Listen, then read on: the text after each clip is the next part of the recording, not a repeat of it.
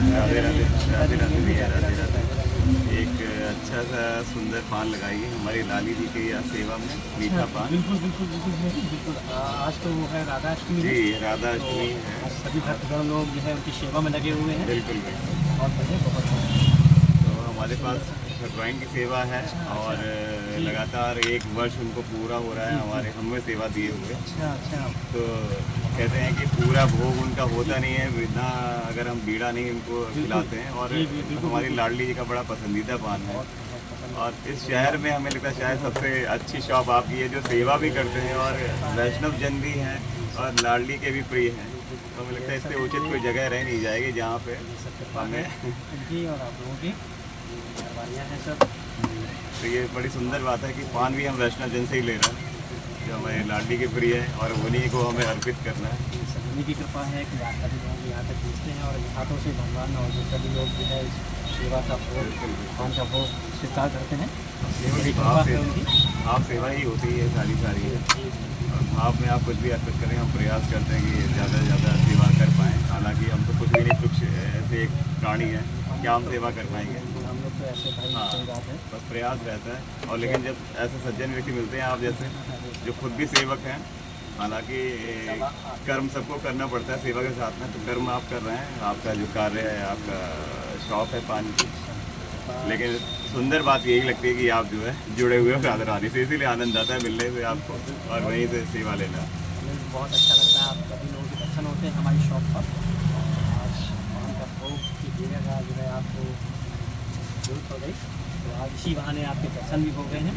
अभी भोग भी जा रहा है वहाँ पर।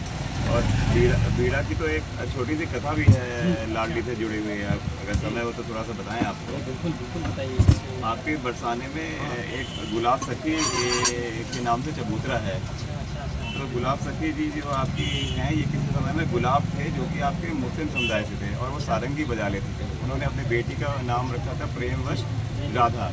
बरसाने में वास करते थे, ऐसा उनका भाग्य सौभाग्य था, तो बरसाने में वास हुए। अच्छा, अच्छा। अच्छा, उन्होंने बेटी की जब शादी कर दी तो थोड़ा वियोग में हो गए, तो दुख में रहते थे हमेशा और राधा राधा चिल्लाते थे और इतने दीवाने हो गए कि वहाँ लाडली की चौखट पे जाते थे और राधा राधा चिल्लाते थे। एक बार लाडली की नज़र पड़ गई, बोले कौन है ये बुला रहा है राधा राधा। जी, जी, तो जी। ललिता सखी जी पहुँची और उन्होंने देखा कि एक हैं आपके अपने बेटी को बुलाते हैं, वो आपको नहीं बुलाते हैं। तो लाडली ने बोला कि देखिए राधा जो है नाम धाम में हमारा पहले है और हमारे ही नाम से सारे लोगों के नाम जो है बने हुए हैं। वो अपनी बेटी को हाँ, बुलाते थे, मगर हाँ। उनका नाम तो उन्होंने कहा इसको बुला के लाओ। और गुलाब जी जो थे उनको बुलाया गया और उन्होंने दर्शन दिए उनको, ऐसी कथा है।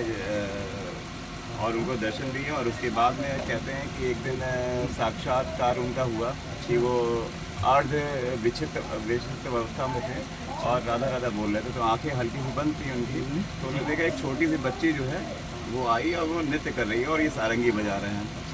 तो इनकी अचानक आँख खुली, उन्होंने देखा कि अरे ये तो हमारी वही राधा बेटी है, ये यहाँ कैसे आ गई और ये तो जवान थी, ये छोटी सी ये कैसी है।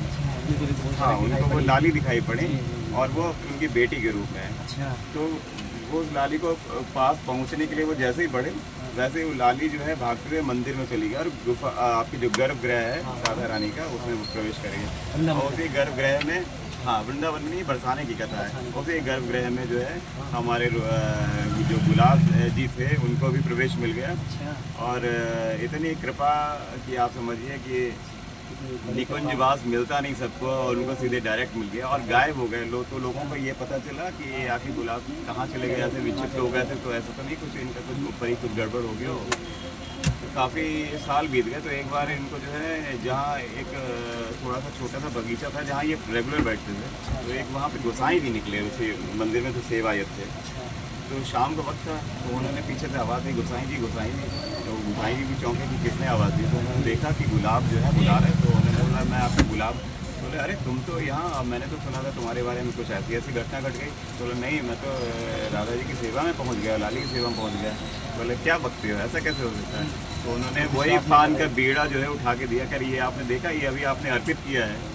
तो उन्होंने वही के लीजिए प्रसादी, ये हमने भी प्राप्त कराई है। लाली ने कही है कि जाओ तुम खाओ, जाओगे पाओ जाके सो, और यही प्रसादी मैं आपको दे रहा हूँ। हाँ, आप देखिए कहाँ से कहाँ कथा। और लाली की कहते हैं कि अकारण कृपा करने वाली हमारी श्री लाली जी हैं। और इतना सुंदर भाव है बरसाने का। हम तो आप मानिए कि पहली बार जब गए थे, ये दिल की बात है कि एक हमें वही ऐसा धाम लगा जहाँ पे कोई मान्यता नहीं, केवल ये है कि आप अपने को अपना लो। सही बात है, बिल्कुल भैया है जी, ना? बहुत कि ही आप अपना लो, इतना वो प्रेम, धरती इतना ही प्रेम अलग है। लाली का। वहाँ की धरती ही अलग है, बिल्कुल अलग धरती है। धरती पर जिसके कदम पड़ जाएं कहते हैं कि कोई ना कोई रीज़न होता है, कोई ना कोई कारण होता है किसी देवी देवता का। इनका कोई कारण है, आप उनके शरण में गए, चाहे पात्र हो, चाहे कुपात्र हो, चाहे सुपात्र हो, कुछ भी हो, बस लाली ने कहा आओ तुम्हें सब कुछ शरण है। ऐसी तो हमारी श्रीदी है, बहुत ये जो है सबको मिलता रहे, कृपा बरसती रहे सब पर। तो हम लोग तो चलिए, हमें लगता है कि अब हमारा पान भी कंप्लीट हो गया। चलिए, राधे श्याम, राधे श्याम। धन्यवाद ये लीजिए दोस्तों, बहुत अच्छा लगा। बहुत भैया जैसे ये प्रेम भरी बातें, भक्ति भाव की जो बातें मैंने सुनी वृंदावन के बारे में, जो कथा सुनी राधा रानी जी के बारे में, तो बहुत अच्छा लगा, बहुत खुशी हुई लोगों से, भक्तजनों से मिलकर। जो आज राधा अष्टमी का दिन है, पर्व है, और राधा रानी का भोग के लिए बीड़ा पान का बीड़ा की जो है आवश्यकता पड़ती है, जरूरत पड़ती है। तो लोग इस बनारसी बाबू के पास इसलिए आ रहे हैं पान का बीड़े का भोग लगाने के लिए। कहते हैं कि 56 भोग भी अगर लगा हो, सजा रखा हो, अगर पान का बीड़ा ना हो तो ये भोग पूरा 56 भोग का भोग अधूरा रह जाता है, अधूरा माना जाता है। तो ये पान का बीड़ा बहुत ही आवश्यक जरूरत पड़ती है, और इसके लिए राधा रानी जी हमारी बहुत ही प्रेम से इस पान के बीड़े को ग्रहण करती हैं। और हमारे कान्हा जी जो है, बाकी बिहारी जी हैं, उनको भी बहुत प्रिय है ये पान का बीड़ा। वृंदावन में जो उनका कच्छ होता है, उनका जो ग्रह है, रात को जो है शयन किया जाता है, तो वहाँ पर पान का बीड़ा जरूर रखा जाता है। और पान का बीड़े को जो है सुबह जब देखा जाता है तो खुतरा हुआ मिलता है, टुकड़े टुकड़े मिलते हैं, और उस कच्छ में कोई नहीं जा सकता है, चारों तरफ से लॉक कर दिया जाता है। तो सब कृपा है उनकी, राधा रानी की, बाकी बिहारी जी की, कृष्ण भगवान की जी की, कि पान के बीड़े को बहुत प्रिय मानते हैं, बहुत उनको प्रिय है पान के बीड़े का भोग। तो लोग भक्तगण आज हमारे शॉप पर आ रहे हैं, पान का बीड़े का भोग लगवा रहे हैं राधा रानी के लिए, श्री कान्हा जी के लिए। दोस्तों, फिर मिलता हूँ नेक्स्ट वीडियो में यही शॉप पर। नमस्कार, थैंक यू, मैं बनारसी बाबू, धन्यवाद।